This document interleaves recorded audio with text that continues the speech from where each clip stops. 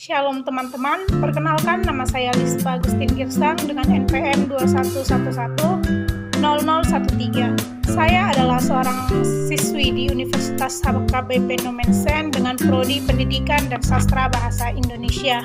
Saat ini saya berada di semester 2. Pada kesempatan kali ini saya akan membahas tentang 4 pendekatan di dalam puisi.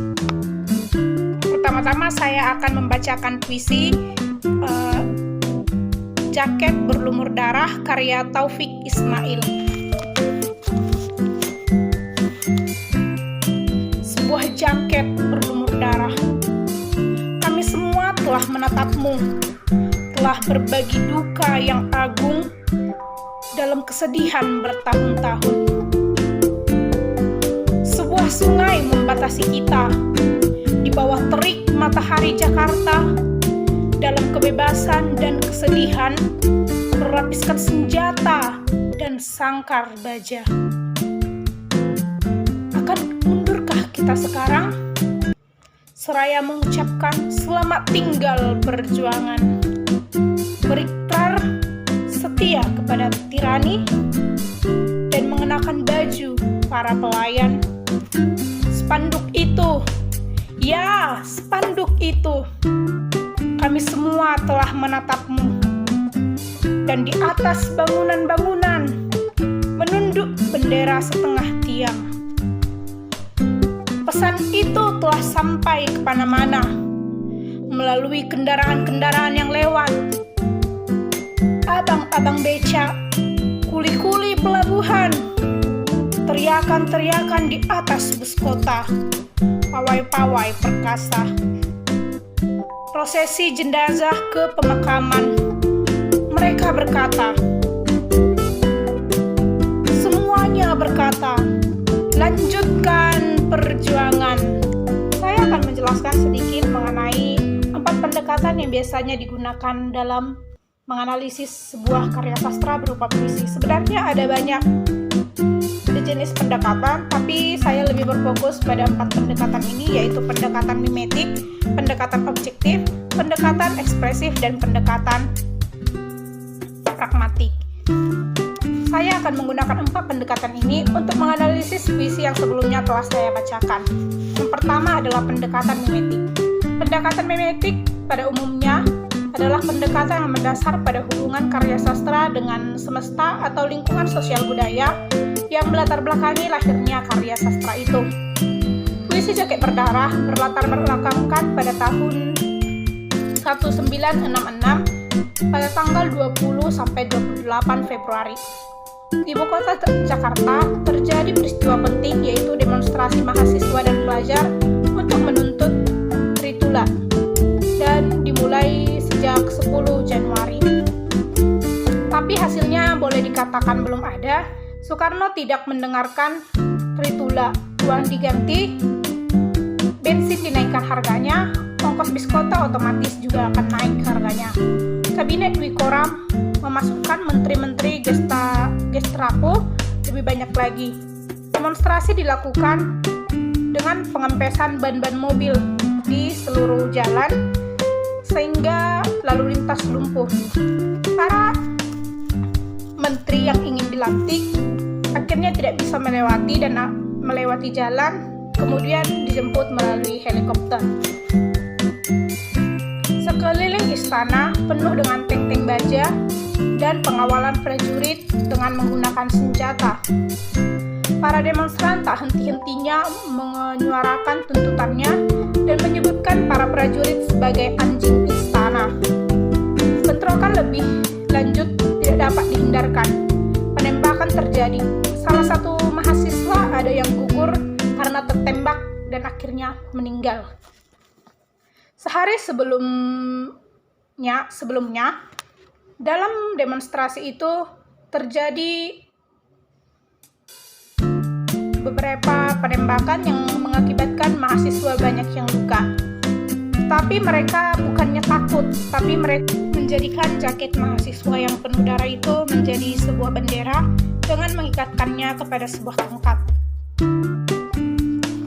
Meninggalnya salah satu mahasiswa yang menyebabkan para mahasiswa lain dan para pelajar atau kita sebut demonstran semakin marah. Pemakaman seorang mahasiswa dilakukan secara pahlawan karena telah dianggap sebagai pahlawan. Kemudian mendapatkan simpati dari seluruh lapisan masyarakat.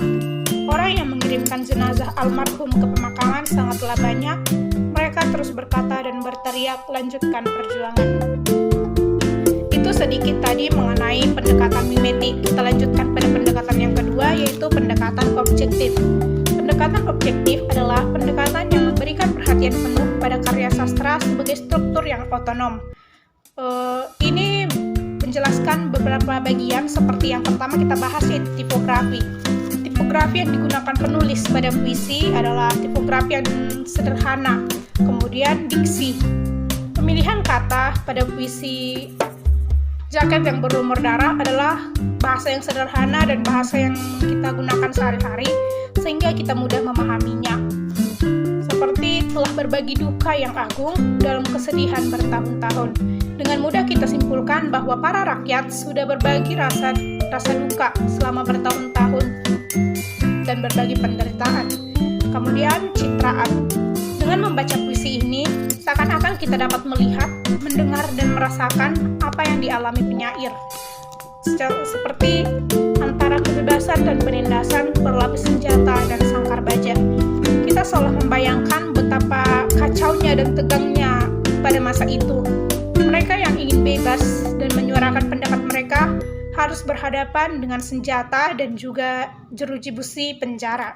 Kemudian tema yang saya ambil dari puisi ini adalah dengan kata-kata yang paling menonjol di tiap puisinya, yaitu perjuangan. Kemudian amanat dari puisi yang ingin disampaikan penyair adalah jangan takut untuk membela kebenaran, jangan ikut mereka yang haus akan jabatan dan uang sehingga harus mengorbankan nyawa orang lain.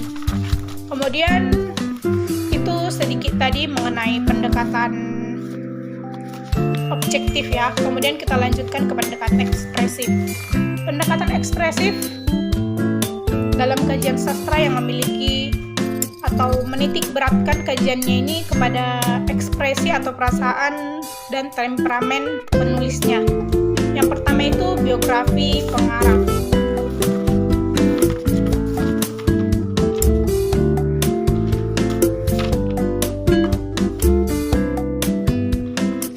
Biografi Taufik Ismail ini saya jabarkan hanya sedikit, yaitu Taufik Ismail lahir pada tanggal 25 Juni 1935. Lahir dari pasangan A. Gafra Ismail yang berasal dari Banu Hampu, Agam, dan istrinya Siti Nur Muhammad Nur, asalnya dari Pandai Siket, Sumatera Barat.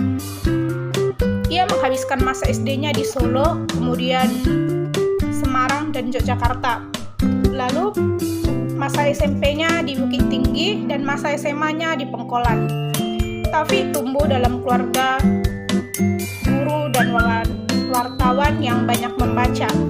Ia telah bercita-cita menjadi seorang sastrawan sejak duduk di bangku SMA. Tapi dengan pilihannya sendiri, kemudian ia beralih kepada kedokteran hewan dan ahli peternakan karena ia ingin berbisnis peternakan guna menafkahi cita-citanya yang ingin menjadi sastrawan. Kemudian ia tamat dari FKHP UI Bogor pada 1963. Kemudian itu tadi biografi singkat mengenai Taufik Ismail. Yang kedua itu ada tema. Temanya adalah perjuangan generasi muda. Karena yang berjuang di situ memang lebih banyak mahasiswa dan para pelajar yang memang adalah generasi muda bangsa. Kemudian amanat. Amanatnya itu jangan menyerah untuk hal yang benar, tetaplah berjuang walaupun banyak yang menghalangimu. Kemudian latar. Beberapa latar yang ada di puisi ini seperti berada di kota Jakarta, yaitu latar tempat. Kemudian tanggal 10 Januari dan 20 sampai 28 Februari 1966 adalah latar waktu. Kemudian Istana Merdeka atau Istana Presiden, kemudian Jalan Raya, tempat mereka melakukan demonstrasi. Kemudian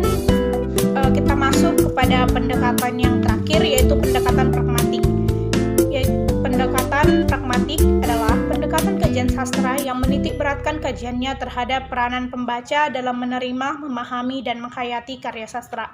Pada pendekatan ini lebih berfokus pada para pembaca seperti kita. Apakah yang disampaikan pengarang sampai kepada kita atau bukan? Jadi akan kita bahas sedikit. Yang pertama yaitu bait pertama. Bait pertamanya berisi, sebuah jaket berlumur darah, kami semua telah menatapmu, telah berbagi duka yang agung dalam kepedihan bertahun-tahun. Ada sebuah jaket yang telah kotor karena lumuran darah seorang mahasiswi atau mahasiswa yang telah gugur dalam demonstrasi karena ditembak oleh prajurit. Mereka melihat dan telah berbagi duka bagaimana kesedihan, kesakitan yang mereka alami selama bertahun-tahun lamanya. Kemudian kita lanjut bait yang kedua. Sebuah sungai membatasi kita. Di bawah terik matahari Jakarta, antara kebebasan dan penindasan, berlapis senjata dan sangkar baja. Mereka yang menginginkan kebebasan harus melalui sebuah rintangan, bisa kita sebut rintangan, berupa senjata api atau pada saat ini kita biasanya menyebutkannya yaitu pistol, atau masuk ke dalam sangkar baja. Seperti kita ketahui, sangkar baja adalah istilah untuk penjara. Kemudian kita lanjut kepada bait yang ketiga. Akan mundurkah kita seraya mengucap selamat tinggal perjuangan, berikhlas setia kepada tirani, dan mengenakan baju kebesaran sang pelayan? Pada bait ini kita dapat melihat maksudnya, yaitu seperti apakah perjuangan mereka telah selesai sampai di sini, sampai kematian seorang mahasiswa tadi, dan tidak melanjutkannya? Apakah mereka harus tunduk kepada tirani, para pemerintah yang hanya mementingkan diri sendiri dan menjadi pelayan mereka? Bisa kita lihat di situ. Kemudian lanjut kepada bait yang keempat. Maaf, saya tidak membacakan puisinya.